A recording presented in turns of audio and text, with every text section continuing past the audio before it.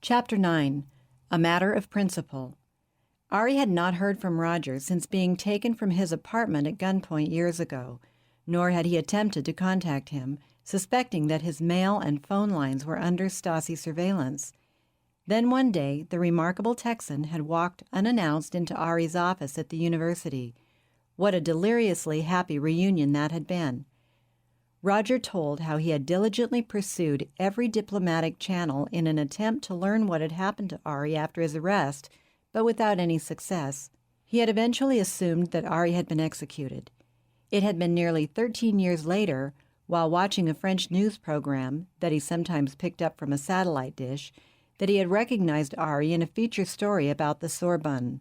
Not long after that, the American had come to Paris to present an irresistible offer to his old friend from East Germany. Roger had revealed at their first meeting in Paris that for years he had represented a mysterious group of secretive and extremely wealthy and powerful men who controlled a multi-billion-dollar international banking conglomerate. This consortium was interested in financing viable efforts to bring down communist regimes around the world, which explained Roger's interest in Ari when they had originally met in East Berlin. Though millions of dollars had been expended, none of the efforts of these financiers had brought any success. Something more than money was needed. Through their CIA connections, the syndicate had begun to suspect that a well-organized, clandestine student organization with the same goals as theirs was operating internationally. Yet even with their Interpol contacts, all attempts to infiltrate or even to contact the leadership of this impenetrable network had proved futile. Then came Roger's chance discovery that Ari was alive and teaching at the Sorbonne. He immediately suspected that his old friend might be the one heading this intriguing student movement and had come to Paris to find out whether that was the case. Ari was careful to reveal nothing, but he did admit to Roger at their first meeting that he was indeed the man who was running the operation that had so intrigued his colleagues and that the CIA had been unable to crack. The conglomerate not only had CIA connections, but its influence reached into the highest levels of governments around the world, from the White House to the inner circle of the Kremlin itself. Roger explained to Ari that there were men rising to the top in Soviet leadership who were very much in sympathy with bringing down the wall, liberating Eastern Europe, and destroying Marxism. The question was how to do it, and Ari's group seemed to be the answer for which they had searched for so many years. The international bankers wanted their organization and themselves individually to remain anonymous, even to Ari, because the men involved were household names worldwide. Ari suspected that Roger's father was among them, and perhaps the leader, but their identities were immaterial. What mattered was their wealth and their willingness to use it in the right way. Through Roger, this unusual group had offered virtually unlimited funds to finance Ari's operation. While this was exactly what Ari needed, he had pretended reluctance to accept the offer. "I don't want to be indebted to anyone," he had told Roger. "Financial partners eventually make demands for information and participation that I can't and will not agree to." "That's exactly the way we want it," Roger had assured him. "Take my word for it, these men have no intention of ever attempting to move in and take over. You'll have complete autonomy to run your program independently, no questions asked. Secrecy on both sides and absolute trust, that's the only rule." The arrangement had seemed to be ideal and had worked well for nearly 10 years. The funds this group had provided had made it possible for Ari to greatly expand and accelerate his program. Unfortunately, the marriage of convenience had become increasingly strained in recent months. The partners no longer agreed on the principles Ari had once thought they held in common. The only bond that remained was principle, the huge sums of money that they controlled and were still willing to hand over to him and that he desperately needed to hold his huge organization together. Ari had good reason to suspect, however, that even that bond was weakening, that the consortium was laying plans to eliminate him and take control. To protect himself, Ari had, from the first day of their association, wisely begun a program of infiltration that had successfully penetrated the top levels of Roger's organization. One of the first findings his moles had passed on had confirmed his earliest suspicions. that Roger, unknown to the banking consortium and even to his own father, was actually working for the CIA. That startling discovery had raised serious questions concerning the very foundation of their friendship and had destroyed any hope that Ari could count on Roger's loyalty. Ari had begun to sense a growing tension between Roger's professed friendship for him and his obligation to the consortium. While pretending to side with Ari at first, off the record of course, Roger had stiffened his stance recently. New demands had been made by Roger on behalf of his superiors that were not in keeping with the original agreement. Today's meeting had been called to resolve some issues that threatened to destroy their relationship and its goals. Ari settled back in the cab and stared out the window. Roger unobtrusively slid a thick envelope across the seat between them. Ari knew, without looking, what was in it. The usual 50 or so checks in odd amounts between $20,000 and $30,000 from a number of dummy corporations whose names kept changing, and that, unlike automatic banking fund transfers, no one could trace. He had tried. He would deposit the funds over the next 10 days in a dozen bank accounts that he maintained around the city. Still observing the scenery out the window, Ari, with one swift motion, slipped the envelope into an inside pocket of his sports jacket. "Good job," murmured Roger softly in Russian. "It's going to break wide open in China, soon." "And I'm very unhappy about it," shot back Ari under his breath. Russian, forced on him in East German schools, was one of several languages in which he was fluent. It was the one he and Roger usually spoke whenever someone, even an apparently chance cabbie, might overhear them. "Your group is interfering, rushing it. It won't work. There's going to be a massacre. Our intelligence, and we've got the best, says it's the right time and will succeed. It won't. You've got to call off your dogs. Stop interfering." "What do you mean, interfering?" "I'm talking about Chang Li and his cronies. Chang Li is a good man. He has the confidence of both the students and the workers. He's only trying to help you. I didn't ask for help. We thought you'd appreciate it." "That's a violation of our deal. I'm supposed to run the operation, and Chang Li's involvement is a direct challenge to my leadership. It's going to bring disaster." "Spell it out." "You've got some greedy bankers who want to make money in China and can't wait. They're pushing it. This guy, Li, is their man. Very charismatic. He's got the students excited. They're moving too soon. I'm telling you, there's going to be a massacre." "You're convinced of that?" Roger seemed genuinely surprised and concerned. 100%, said Ari. "I was there last week." "In Beijing? That's where you were when your goons couldn't find me for 4 days? That's right."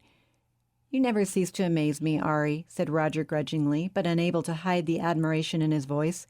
"Our best men, and you lose them, and they don't know how you do it." Ari made no reply. There was an uncomfortable silence. At last Roger said, "You're not supposed to do that. Their job is to protect you." "So I've been told." "It reflects on me." Ari frowned. "Protection was never part of the deal. I never agreed to it. So when I don't want them, I lose them. You and I used to be close friends. I trusted you. Now I wonder, are you just naive, or are you feeding me a line?"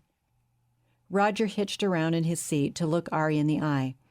"If you were in Beijing, how come none of our people there knew it?" "Because I know who they are, and I wouldn't let them get within a Texas mile of me. Look, I know what I'm talking about, and I want Li, that little Caesar, called off." Roger threw up his hands in helpless protest and fell back in the seat. "How did you get to Beijing and back without our knowing it?" Ari laughed. "That's my secret. I met with my top leaders for 2 days, a dozen of them." His voice grew angry again. "They've lost control to this guy Li, and they're worried about what's going to happen. Maybe Li's gone beyond what we wanted him to do, even acting on his own. I'll look into it." "Look, Roger, I know the situation. Your people put Li in there, and they're backing him. That's a violation of our deal. No one's supposed to interfere. You put up the money, I run the revolution. Call him off, now, before it's too late." "I'll check into it." "Checking isn't enough. If he isn't taken out of Beijing within 48 hours at the most, we're finished. I'm going to lose my best people to slaughter or prison. They can't back away. They'd lose face, be dead for future leadership.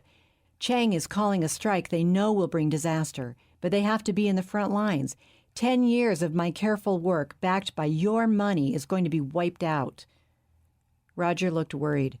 I'll take care of it, if you're right. But my people have some complaints, too. They think you're dragging your feet, not just in Beijing, but in Berlin and all over Eastern Europe. They want a schedule, and they want a list. And I've told you they're not going to get either. If that breaks up our relationship... Ari turned away to look out the window again. It's not unreasonable, Ari. We should be able to work this out. They're not asking for a complete list. They were, and there's nothing to work out. That demand was a mistake. They've dropped it. They just want the name, address, and phone number of your top man in each major center. In case of emergency, it takes too long to notify you and then have you contact your people. They want to be able to go directly. That's not unreasonable. It makes good sense. It makes no sense. I'm in charge, right? Snapped Ari. I decide whether it's an emergency, and I give all orders, nobody else. I've got to have complete autonomy and secrecy, and your people agreed. It took me 20 years to build this organization, and I'm not betraying anyone. Betraying? That's what you call giving us your key names? Betraying? You think we're the enemy? Ari turned and faced Roger. You tell your bosses that they're not getting any names. Not one. That was our deal from day one, and I've never agreed to a change. And I won't. Roger took a deep breath. Circumstances have changed.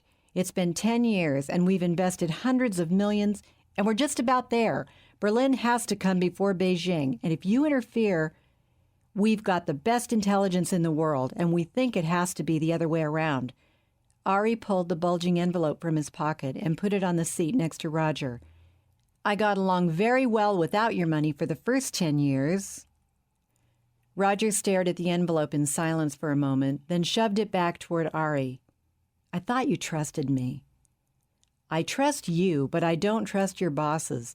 They're the ones I worry about, the committee you report to, and the people at the top behind them. They know who I am. I don't know who they are, and they complain about not getting a list. They know where to find me at any hour of the day or night. Their goons never leave me, and that worries me. I don't know where to find you until you tell me where we rendezvous next. There was another long, uncomfortable silence. Okay, conceded Roger at last. I understand your perspective. I'll take your message and do my best to persuade them. Persuade? Interrupted Ari. I'm not negotiating. He shoved the money back to Roger. Take it. Roger quickly shoved the envelope back toward Ari. Calm down. Your fuse is too short. I know my people. They're not trying to pressure you. They wanted to help. They thought it would be an improvement.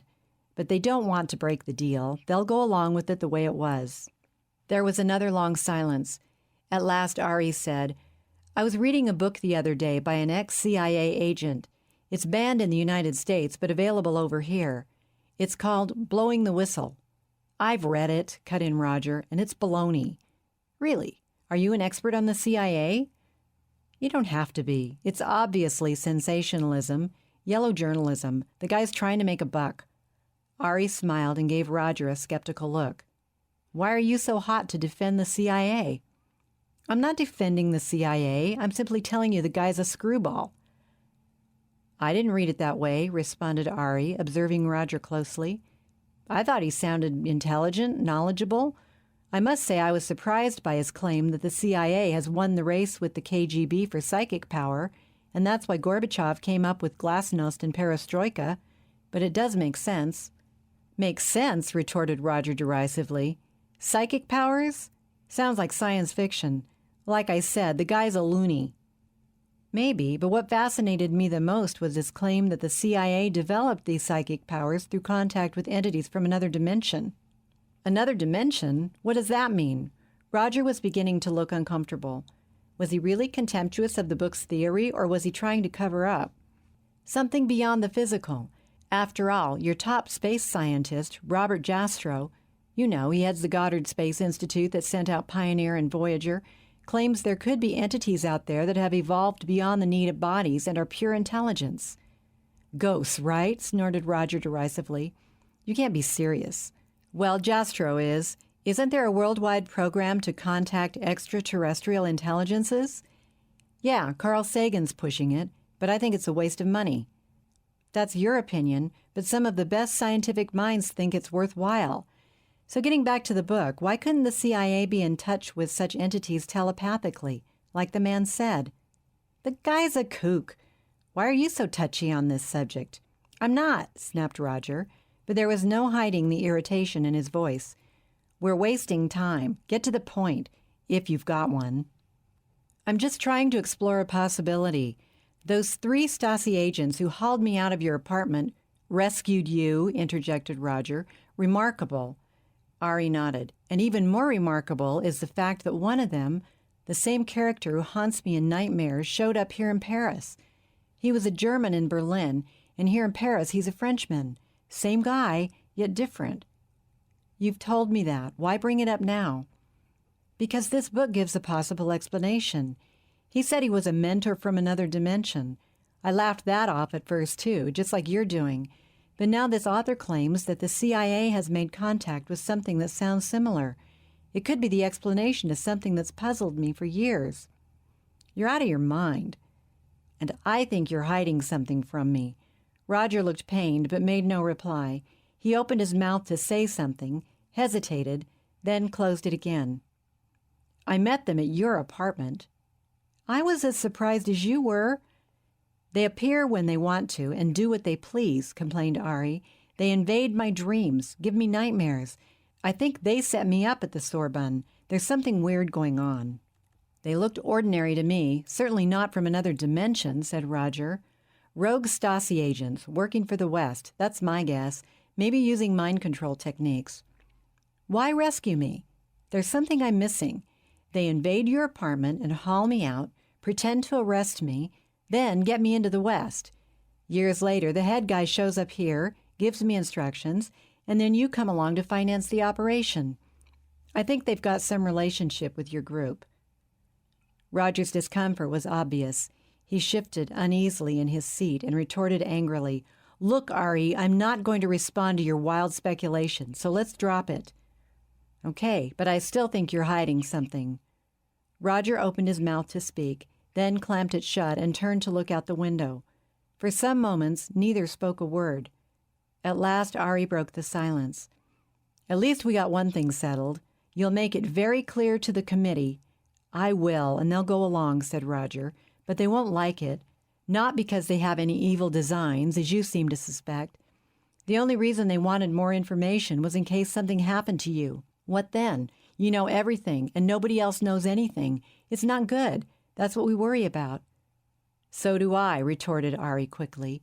If your group knew what I know, they might get the dangerous idea that they didn't need me anymore. You need me more than you imagine, so tell them that. Roger let out a long sigh. You're a tough nut, Ari. I'm a survivor, and I intend to stay alive long enough to see this thing through. Ari shoved the envelope back into his pocket. The cab pulled over to the curb. Tour Eiffel, called the driver. 26 francs, s'il vous plaît. You tell your bosses, said Ari quietly as he pulled a handful of change out of his pocket and handed the cabbie 3 10-franc pieces. It's got to be first Berlin, then Moscow, and only then Beijing, and I want Chang Li called off immediately. Keep the change, he said to the driver, and climbed out of the cab without another word or a backward glance.